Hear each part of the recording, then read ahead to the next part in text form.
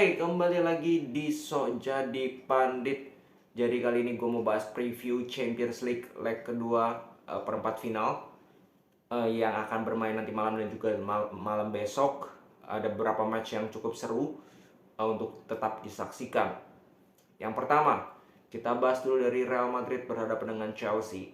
Di leg pertama Madrid bisa menang 2-0 ya di Santiago Bernabeu, tapi di leg kedua nanti akan main di kandangnya Chelsea di Stamford Bridge. Memang kemarin Brighton bisa menang 2-1 di sana, bahkan bukan hanya menang tapi bisa mengobok-obok Chelsea.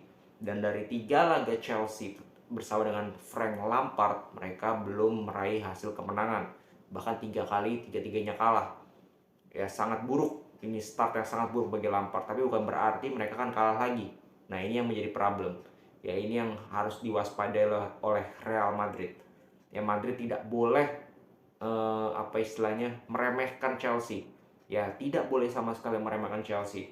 Ya walaupun dari segala segi kalau menurut gue Madrid punya keunggulan dari Chelsea, cuman ya mereka tidak boleh meremehkan Chelsea karena apa ya kalau gue bilang, justru ketika ketinggalan 2-0 di saat Chelsea tampaknya sudah tidak punya peluang untuk lolos, para pemain ini bermain nothing tulus.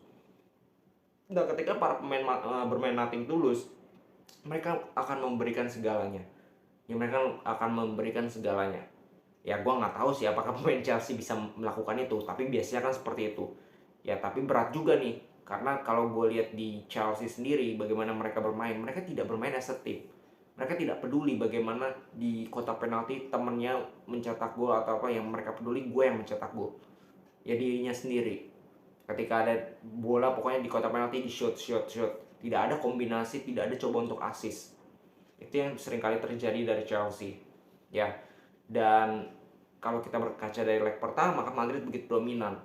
Ya Madrid begitu dominan, walaupun Chelsea di awal-awal babak pertama mereka create peluang lewat counter juga sih sebenarnya.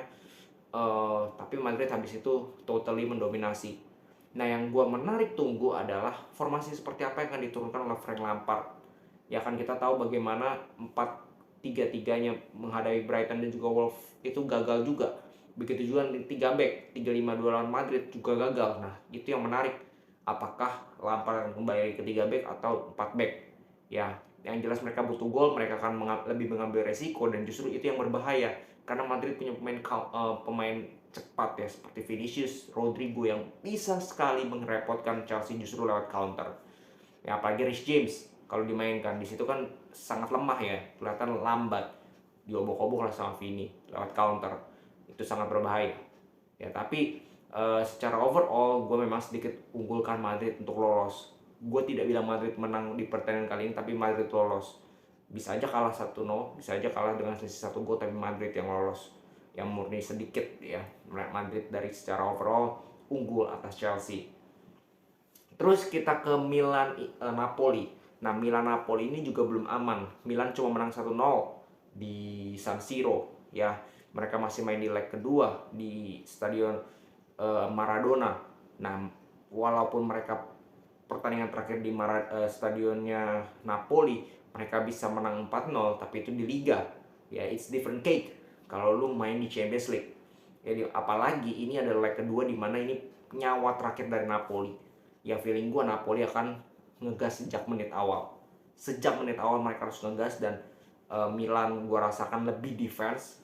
Ya tinggal berdoa aja defense-nya Milan bagus, mainnya juga penampilannya bagus, dan counter mereka dapatkan. Gue bilang Milan lebih baik memanfaatkan counter aja.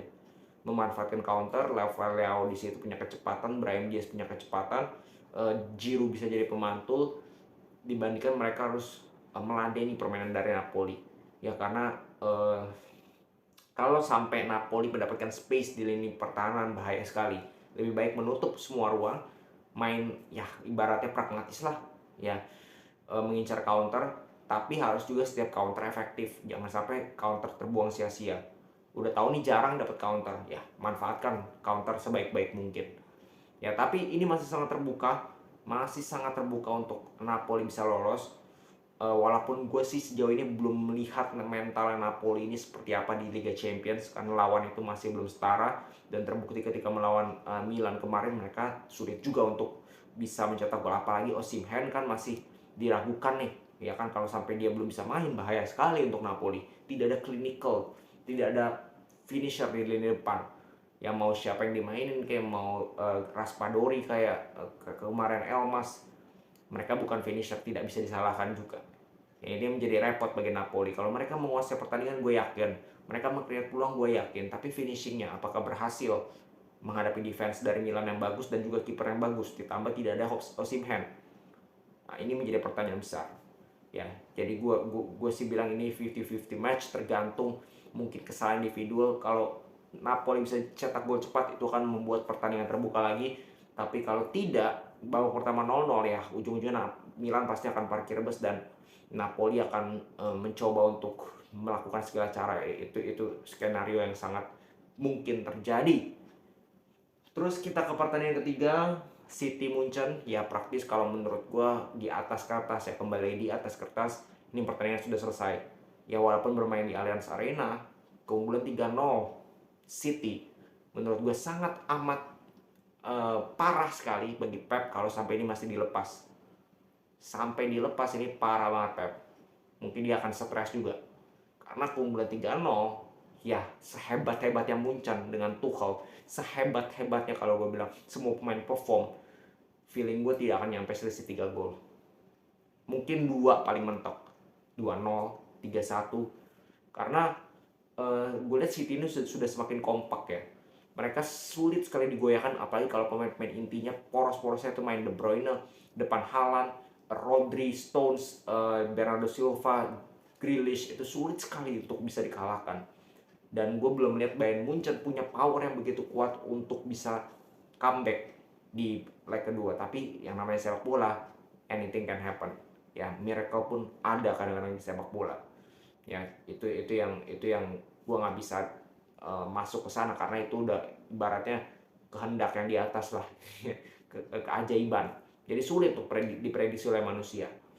Yang jelas gue masih sedikit mengunggulkan Manchester City untuk lolos ke semifinal karena melihat keunggulan yang begitu sangat telak 3-0. Dan walaupun main di Allianz Arena, bukan berarti City tidak bisa cetak gol, bukan berarti City tidak bisa menang, bukan berarti City tidak bisa melawan. Nah ini yang gue lihat nanti. City tidak akan bertahan, definitely not. Tapi mungkin mereka akan menunggu di babak sendiri, bukan parkir bus, tapi ketika dapat counter, nah itu akan berbahaya. Atau mungkin justru City akan bermain ketika mendapatkan bola, mereka memainkan tempo, yang mendelay bola, itu bisa sangat terjadi. Dan itu membuat mungkin Bayern Munchen sedikit kesulitan mendapatkan mendapatkan intensitas dari permainan mereka, ya intensitas tinggi, ketika City justru memaksa untuk bermain low dan bermain slow. Itu yang dapat menyulitkan Munchen. Nah, tadi udah City gue sedikit unggulkan. Untuk Napoli Milan 50-50, tergantung form of the day. Kesalahan individual itu sangat penting. Madrid gue sedikit unggulkan Madrid. Dan di pertandingan terakhir ada Inter Benfica.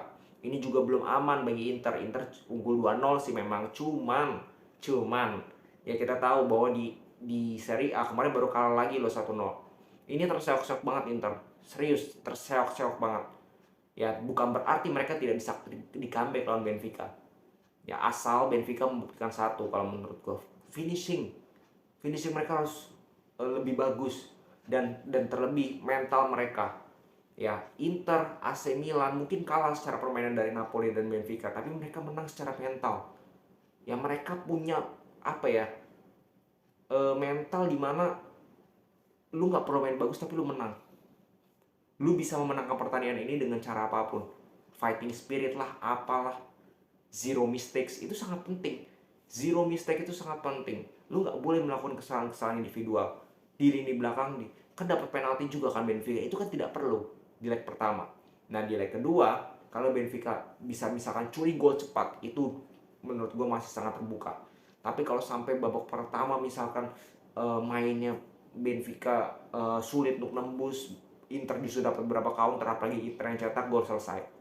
Ya jadi walaupun menurut gue secara permainan Benfica akan jauh lebih baik, tapi gue lihat Inter punya something yang membuat mereka akan lolos ke semifinal, yaitu mental yang tidak dimiliki oleh Benfica. Mungkin belum kelihatan, sama dengan Napoli.